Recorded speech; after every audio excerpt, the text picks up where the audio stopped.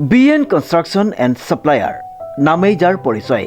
আমাৰ প্ৰতিষ্ঠানত PM সূৰ্যাঘৰ মুফ্ত বিজলী যোজনা আঁচনিৰ উদ্যোগত আপোনালোকে সাবসিডি আৰু সুলভ মূল্যত আপোনালোকৰ গৃহত সংযোগ কৰিব পাৰিব সোলাৰ পেনেল।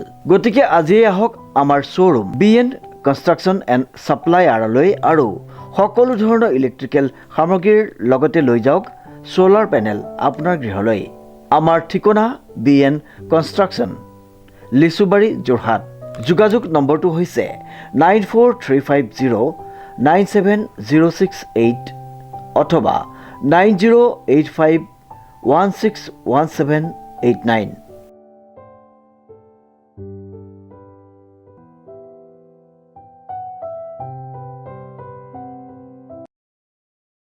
নমস্কাৰ, নিউজ নাও ষ্টুডিঅ'ত মই শ্ৰীমন্ত মাধৱ বৰুৱা। চাওঁ হওক কি আছে আজি আমাৰ সংবাদ।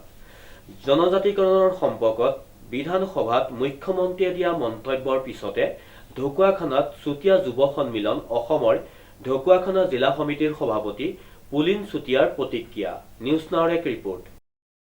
জনজাতিকৰণৰ সম্পৰ্কত বিধানসভাত জনপ্ৰিয় মুখ্যমন্ত্ৰী ডক্টৰ হিমন্ত বিশ্ব শৰ্মাই দিয়া মন্তব্যৰ পিছতেই ঢকুৱাখানাত চুতীয়া যুৱ সন্মিলন অসম ঢকুৱাখানা জিলা সমিতিৰ সভাপতি পুলিন চুতীয়াই মন্তব্য প্ৰদান কৰে।